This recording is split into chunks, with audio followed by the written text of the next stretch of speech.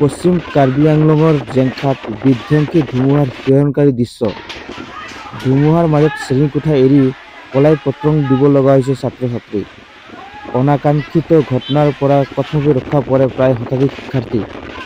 এই ঘটনা সংঘটিত হৈছে Jengkha green English M E স্কুলৰ নামৰ বিদ্যালয়খনত। ধুমুহাই বিস্তৰ ক্ষতিসাধন কৰা বিদ্যালয়খনৰ তীব্ৰবেগী ধুমুহাই পলকতে উৰাই নিয়ে বিদ্যালয়ৰ গৃহৰ টিনপাত আদি।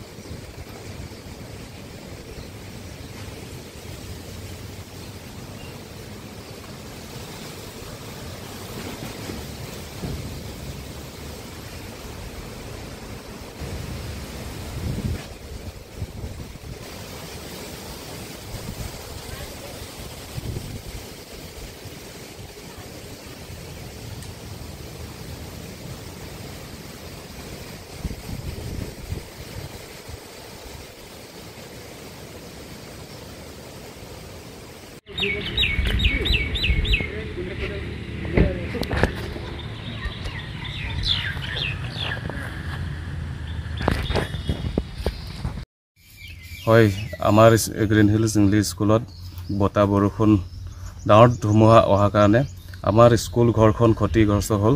তাৰমানে টিংখন উৰুৱা হৈছিলে। স্কুল ক্লাছ চলি থকা অৱস্থাত এখন ডাঙৰ ধুমুহা আহিছিলে। ইয়াৰ পিছত মই পাঠদান যেতিয়া কৰি আছিলে দেখিছোঁ যিসকল ছাত্ৰ ছাত্ৰী আছিল ওলাই দৌৰিব লগা হৈছিল, পলাব লগা হৈছিল।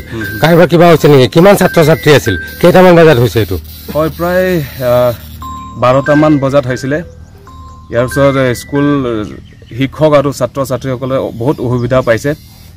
এইটো কাৰণে মই কাৰ্বি আংলং মুখ্য কাৰ্যবাহী সদস্য ডক্টৰ শ্ৰী এম তুলিৰাম ৰংহাঙক মই অনুৰোধ কৰিব বিচাৰিছোঁ, এখন যাতে আমাৰ স্কুল ঘৰখন যাতে আৰু পুনৰ মেৰামতি কৰিবলৈ মই অনুৰোধ কৰিলোঁ। আৰু আমাৰ ৱেষ্ট কাৰ্বি আংলঙত ডিজাষ্টাৰ মেনেজমেণ্ট যিটো আছিলে তেখেতসকলেও মই অনুৰোধ কৰিব বিচাৰিছোঁ যাতে আমাৰ স্কুল ঘৰখন যাতে পুনৰ ভালকৈ মেৰামতি হওক। ছাত্ৰ ছাত্ৰী কিবা হৈছে নেকি? কিমান আছিল? ছাত্ৰ ছাত্ৰী প্ৰায় 100জন মান ওপৰত আছিলে তেতিয়া।